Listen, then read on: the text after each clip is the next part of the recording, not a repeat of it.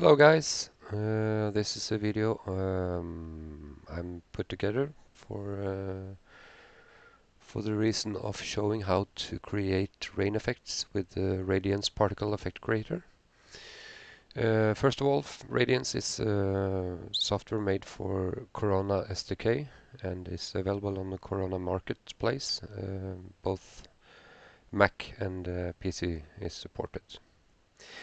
So, this is the program. You can see I've preloaded a background that I'm going to be working with.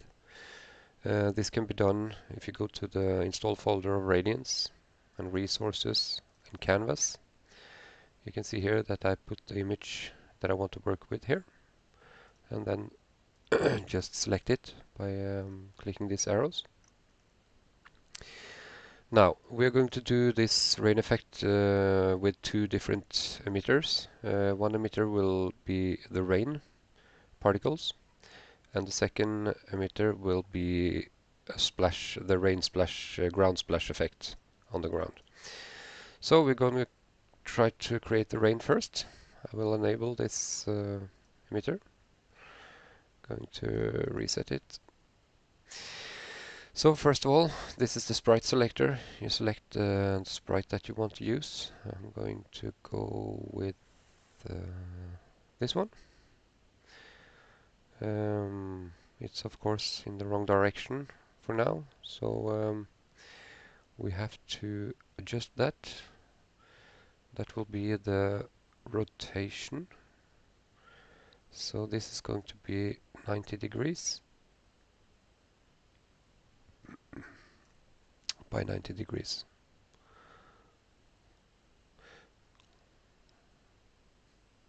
There.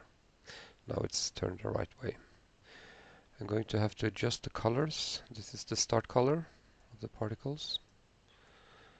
I'm going to select somewhat light bluish, and actually the same approximate color for the end color. There. Alright, first of all, we have to have emitter angle. Needs to be adjusted to 90 degrees. I'm going to set a 1 degree variation on the angle. Particle speed. This is when the particle starts moving, and just 260 something. Alright, particle speed variation. We'll set this at 90 pixel per second. Gravity will be, I'm going to adjust the gravity a little bit on the x-axis to simulate that the rain is moving in the wind. And for us to see the rain, we have to adjust the, let's see, this particle x-axis variation. I'm going to say that this will be around 300 and, yeah, something like this. And also the lifespan set to 1 second. Particle start size, it's too big now, so we're going to reduce it to 10. And the finish will be set to 0. But the finish variation I can put to around 10. And also the start variation to around 10. Okay, so now just place the emitter in the top of the image. I'm going to ungroup the emitters because we're going to work with the emitters separately later. Alright, let's go over some parameters. We have set everything. This one is going to be correct 1990. Okay, We're going to bump up the emitter particle max value. It's 100 by default, so we're going to bump up this to around 300 something. Okay. Let's see. I'm going to mute the background just for a second to see how far down the rain is going. Alright.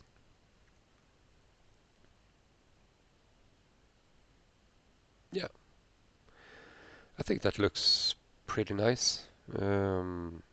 Of course, you can play around with the parameters, adjust them. It's easy to make variations like snow, change particles to see what you can come up with, and so on. So anyway, we're going to mute this emitter.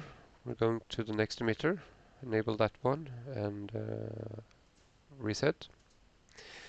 This emitter is going to represent the splatter on the ground, the rain splatter. I'm going to go pretty quickly through the parameters here. Going to set the max particles. You don't need so many for this. 13. Emitter angle is 270. That's correct. Everything is okay. This axis would need to be covering the whole x-axis area. So around 400 there. By the way, the sprite, we're going to change this to this one. The color, I'm going to do do the same colors approximately as I did with the other emitter.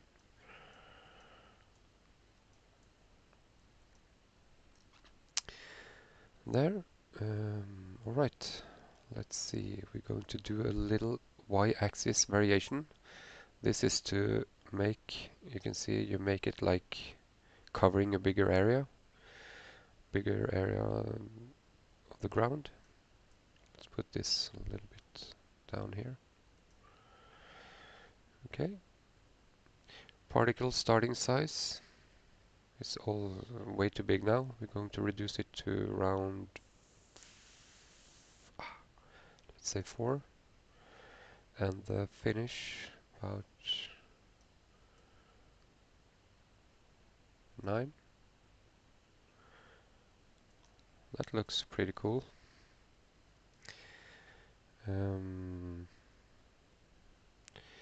Let's see here what we can do more.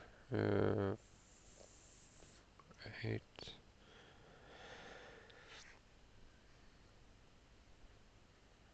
Yeah, that's about it. It looks really great. I think it's covering just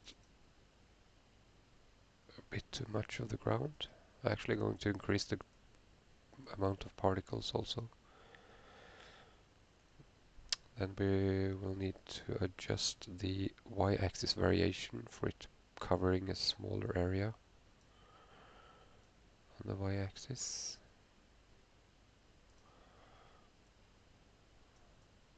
Just the emitter sum. That looks good. Okay, so let's see with the rain. There you have it. Pretty cool effect.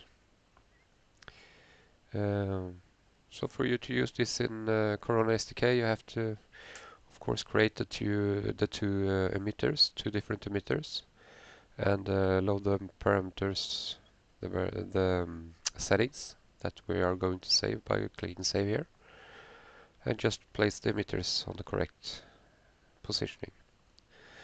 So that's it. Thank you for watching, and I hope to be back with a new video soon. Take care. Bye bye.